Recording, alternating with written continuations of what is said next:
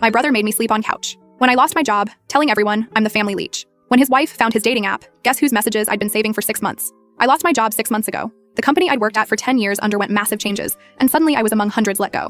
With the current economy, my savings disappeared faster than I expected, mostly into my apartment's ridiculous rent. After 3 months of rejections and dwindling funds, I had to make the hardest call of my life, asking my older brother Nolan if I could crash at his place temporarily. Nolan is the successful sibling. Nice house in the suburbs, BMW in the driveway, and the kind of smugness that only comes from thinking you're better than everyone else. But he's my brother, and his wife Alice is genuinely one of the sweetest people I know. So when he agreed to let me stay, I was relieved. That relief lasted exactly 3 days. First red flag. Nolan insisted I sleep on their living room couch despite having a fully furnished guest room. His reason? We need to keep it ready for actual guests. Ouch. But I was desperate, so I swallowed my pride and accepted it. The real fun started during week 2. Nolan began making these little comments during dinner. You know, Ruby, at your age, most people have their lives figured out. Or my personal favorite. It's interesting how some people just can't handle adult responsibilities. Alice would shoot him looks, but he'd just smile that condescending smile of his. Then came the family gossip. My cousin Haley texted me, "Hey, is everything okay? Nolan mentioned you might be having issues?" Turns out my dear brother had been telling everyone I was taking advantage of his generosity. He even went to our parents, suggesting they stop helping me with holiday gifts because I was becoming the family leech. I was documenting everything,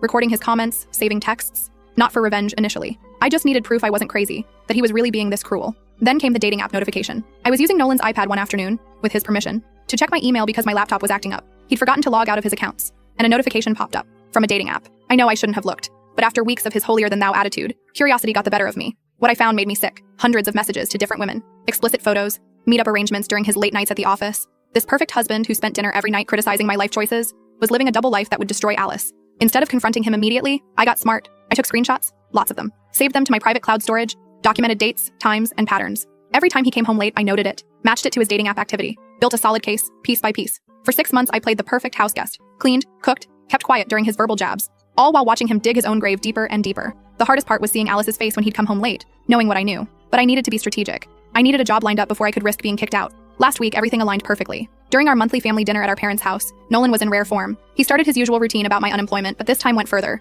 suggesting I might be stealing from them. That's when Alice spoke up, her voice shaking. "Actually, I found something strange on your iPad today, honey." The look on Nolan's face was priceless. Before he could speak, I pulled out my phone and started playing my collection of his degrading comments. Then, while everyone sat in shocked silence, I pulled up the dating app screenshots. 6 months worth. "Since we're talking about taking advantage," I said, "let's discuss how you've been taking advantage of your wife's trust." Alice broke down crying. Mom nearly fainted. Dad, who's always seen Nolan as the golden child, just sat there, mouth open. Nolan tried claiming the messages were fake, but I had timestamps, photos he'd taken inside his office, hotel receipts he'd saved in his cloud. Alice left with my parents that night. She's filing for divorce and staying with them while she sorts things out. Was I wrong to wait 6 months? Maybe. Could I have told Alice privately? Probably. But after months of being called a leech and watching him manipulate everyone while betraying his wife, the public revelation felt right.